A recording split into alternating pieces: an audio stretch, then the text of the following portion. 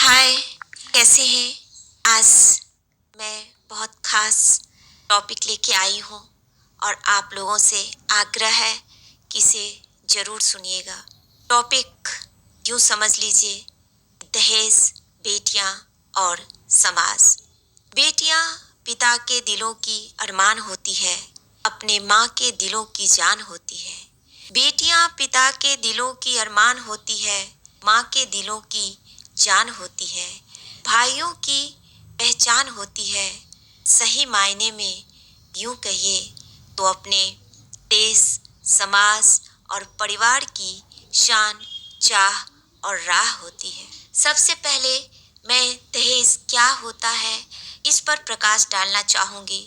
तो इसकी शुरुआत जनक जी ने किया था और उन्होंने दशरथ जी से कहा था कि बेटियों को हम खाली नहीं भेजते, भले ही आप चक्रवर्ती महाराज ही क्यों न हो, क्योंकि बेटियां ही लक्ष्मी और नारायणी हैं और इसे सम्मान देने से हमारा न सम्मान कम होता है, न कभी धन की कमी होती है।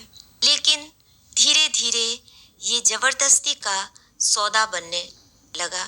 ये घटना मैं जो बता रही हूँ, ये सबसे ज़्यादा जो ये दहेज आप प्रथा कहिए या कुप्रथा, ये संपूर्ण देश में है, लेकिन यूपी और बिहार में सबसे ज़्यादा है।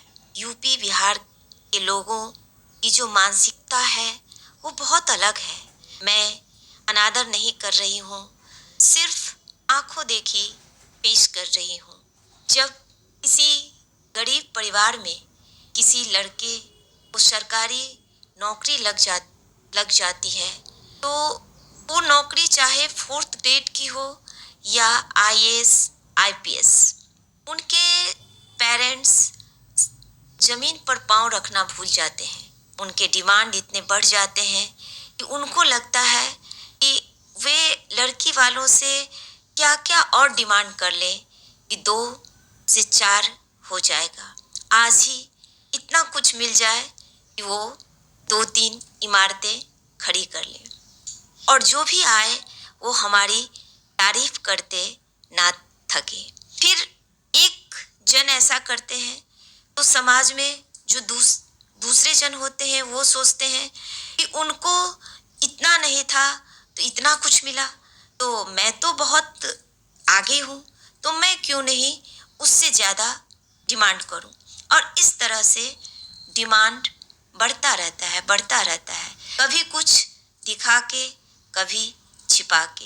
वो जॉब माइंडसेट वाले होते हैं, उनकी ये तमन्ना होती है कि 1+1+1 कंटिन्यू बढ़ते रहे, कभी 2-1 न हो। और यही वजह है कि दिन प्रतिदिन डिमांड बढ़ता रहा। भले ही उनका लड़का है वो एक सेंटेंस इंग्लिश बोल ना पाए, लिख ना पाए, लेकिन उन्हें लड़की कॉन्वेंट की पढ़ी लिखी फराटेदार इंग्लिश बोलने वाली चाहिए, देखने में बिल्कुल परी जैसी होनी चाहिए।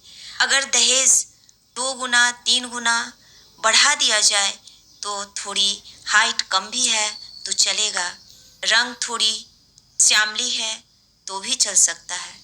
और जब कोई लड़की वाले किसी लड़के वाले के घर शादी का प्रस्ताव लेकर आते हैं तो पहले वे किसी को भेज पता करते हैं कि देख के आओ कि वो स्कूटर में आए हैं, ऑटो में आए हैं या अल्टो कार में या फिर मर्सिडीज में। और फिर जो उनके स्टेटस से मैच नहीं होता है तो उसको बाहर से ही रिटर्न कर देते हैं। लड़के को हाय हेलो वाली लड़की चाहिए, भले ही उसे खुद बोलने आए या ना आए, लेकिन वो जॉब करता है, हर महीने सैलरी मिल रही है, लड़की घर में रहेगी, तो उसको यानी जब कभी पार्टी में जाना हो तो उसके स्टेटस पर ना पड़े, इसके लिए बिल्कुल इंग्लिश में पढ़ी लिखी चाहिए। और जो सास ससुर हैं उन्हें घर का पूरा कामकाज संभालने वाली बहू चाहिए। समाज वाले को सामाजिक प्रतिष्ठा प्रदान करने वाले का डिमांड होता है, लेकिन कभी किसी परिवार में किसी लड़की से नहीं पूछा जाता है कि तुम्हें कैसे पति चाहिए, कैसा परिवार चाहिए।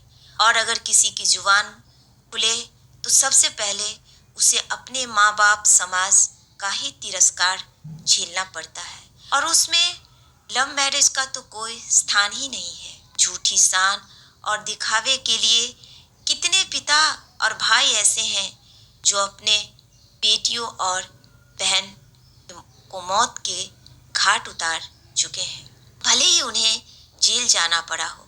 अभी भी जो अपनी मर्जी से शादी करते हैं उनका घर में कोई स्थान नहीं होता।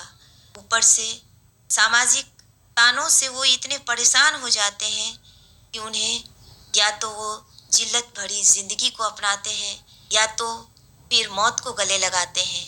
और उसमें से बहुत कम ऐसे होते हैं जो सक्सेस हो जाते हैं और अपने लेवल पे ज़िंदगी जी लेते हैं। और तब उसकी ज़िंदगी नहीं नर्क बन जाती है।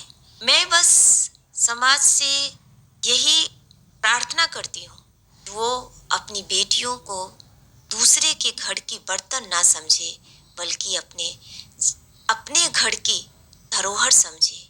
उसे खर्च या लायबिलिटी ना समझकर अपने जीवन भर की जमा पूंजी समझे और अपनी बेटियों पर उतना ही नाज करे जितना कि वो अपने बेटों पे करते हैं। उतना ही हक और अधिकार से जिंदगी उनके साथ जीने की कोशिश करे जितना कि वो अपने बेटों के साथ जीने की कोशिश करते हैं। और मैं क्या कहूँ, फिर कभी जब। Thank you so much.